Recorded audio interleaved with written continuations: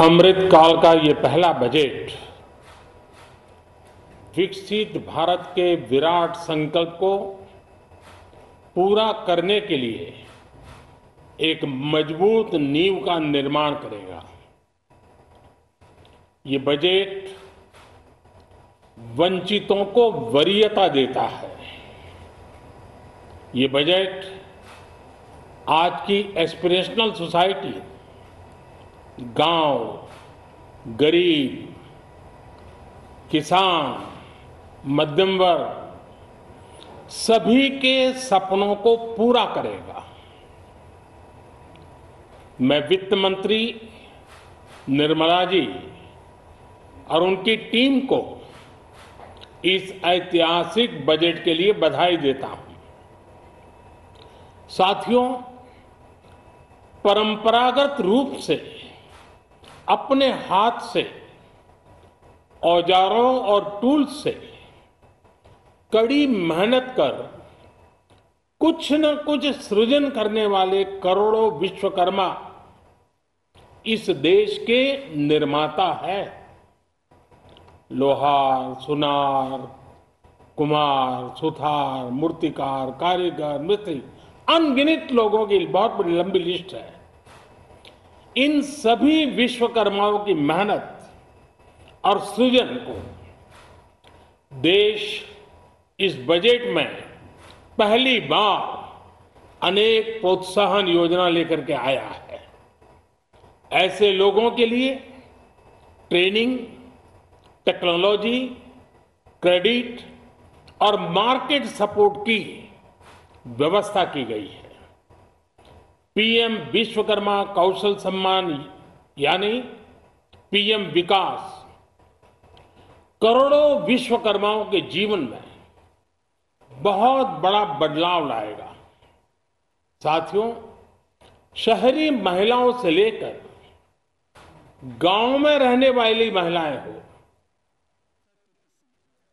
कारोबार रोजगार में व्यस्त महिलाएं हो या घर काम में व्यस्त महिलाएं हो, उनके जीवन को आसान बनाने के लिए बीते वर्षों में सरकार ने अनेकविध कदम उठाए हैं। जल जीवन मिशन हो, उज्ज्वला योजना हो, पीएम आवास योजना हो, ऐसे अनेक कदम। इन सबको बहुत बड़ी ताकत के साथ आगे बढ़ाया जाएगा। उसके साथ साथ महिला सेल्फ हेल्प ग्रुप एक बहुत बड़ा सामर्थ्यवान क्षेत्र आज भारत में बहुत बड़ी जगह अपने हाथ एक्वायर कर चुका है। उनको अगर थोड़ा सा बल मिल जाए तो मिरेकल कर सकते हैं।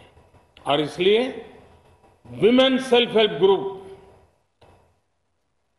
उनके सर्वांगीण के विकास के लिए नई पहल इस बजट में एक नया आयाम जोड़ेगी। महिलाओं के लिए एक विशेष बचत योजना भी शुरू की जा रही है और जनधन अकाउंट के बाद ये विशेष बचत योजना सामान्य परिवार की गृहिणी माताओं बहनों को बहुत बड़ी ताकत देने वाली है। ये बजट सहकारिता को ग्रामीण अर्थव्यवस्था के विकास की दूरी बनाएगा। सरकार ने कोऑपरेटिव सेक्टर में दुनिया की सबसे बड़ी अन्न भंडारण योजना बनाई है, स्टोरेज कैपेसिटी। बजट में नए प्राइमरी कोऑपरेटिव्स बनाने के लिए एक महत्वाकांक्षी योजना का भी ऐलान हुआ है। इससे खेती के साथ साथ दूध और मछली उत्पादन के क्षेत्र का विस्तार होगा। किसानों, पशुपालकों और मछुआरों को अपने उत्पाद की बेहतर कीमत मिलेगी। साथियों, अब हमें डिजिटल पेमेंट्स की सफलता को एग्रीकल्चर सेक्टर में दोहराना है। इसलिए इस बजट में हम डिजिटल एग्रीकल्चर इंफ्रास्ट्रक्चर की एक बहुत बड़ी योजना लेकर आए हैं। आज दुनिया इंटरनेशनल मिलेट ईयर मना रही है। भारत में मिलेट्स के अनेक प्रकार हैं, अनेक नाम है। आज जब मिलेट्स घर घर में पहुंच रहा है, पूरी दुनिया में पॉपुलर हो रहा है, तो उसका सर्वाधिक लाभ भारत के छोटे किसानों के नसीब में है। और इसलिए आवश्यक है कि नए तरीके से उसको आगे ले जाया जाए। इसकी एक नई पहचान, विशेष पहचान आवश्यक है। इसलिए अब इस सुपर फूड को श्री अन्न की नई पहचान दी गई है। उसके प्रोत्साहन के लिए भी अनेकविध योजनाएं बनाई गई हैं। श्री अन्न को दी गई प्राथमिकता से देश के छोटे किसानों, हमारे आदिवासी भाई बहन जो किसानी करते हैं, उनको आर्थिक संबल मिलेगा और देशवासियों को एक स्वस्थ जीवन मिलेगा। साथियों, ये बजट सस्टेनेबल फ्यूचर के लिए green growth, green economy, green energy, green infrastructure और ग्रीन जॉब्स को एक अभूतपूर्व विस्तार देगा। बजट में हमने टेक्नोलॉजी और न्यू इकोनॉमी पर बहुत अधिक बल दिया है।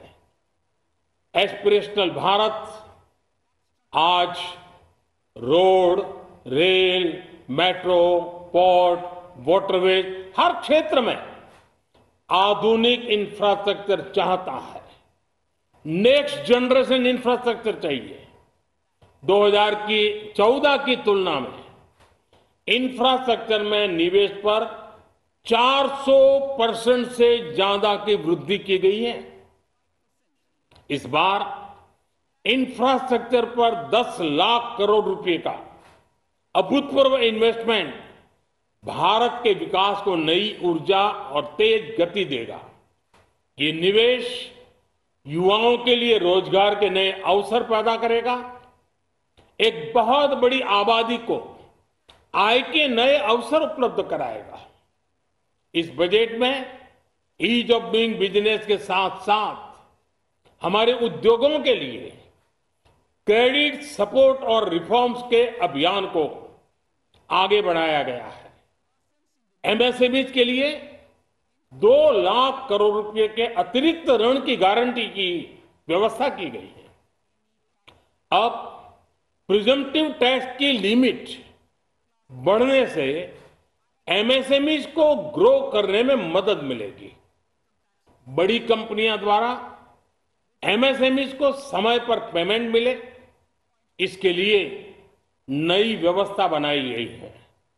साथियों, बहुत तेजी से बदलते भारत में मध्यम वर्ग, विकास हो या व्यवस्था हो, साहस हो या संकल्प लेने का सामर्थ्य हो, जीवन के हर क्षेत्र में आज भारत का मध्यम वर्ग एक प्रमुख धारा बना हुआ है।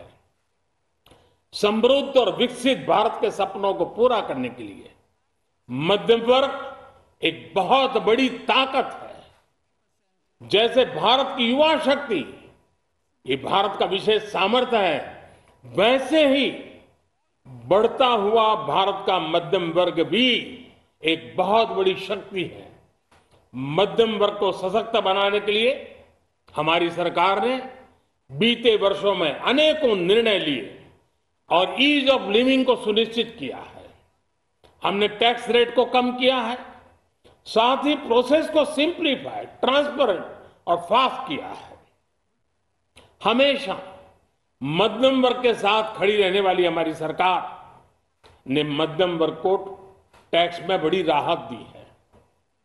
इस सर्वस्पर्शी और विकसित भारत के निर्माण को गति देने वाले बजट के लिए मैं फिर एक बार निर्मला जी और उनकी पूरी टीम को बहुत बहुत बधाई देता हूं और देशवासियों को भी बहुत बधाई के साथ साथ मैं आह्वान करता हूं, आइए अब नया बजट आपके सामने है, नए संकल्पों को लेकर के चल पड़े।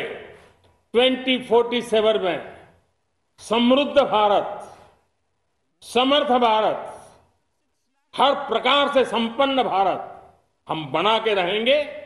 आइए इस यात्रा को हम आगे बढ़ाएं। बहुत बहुत धन्यवाद।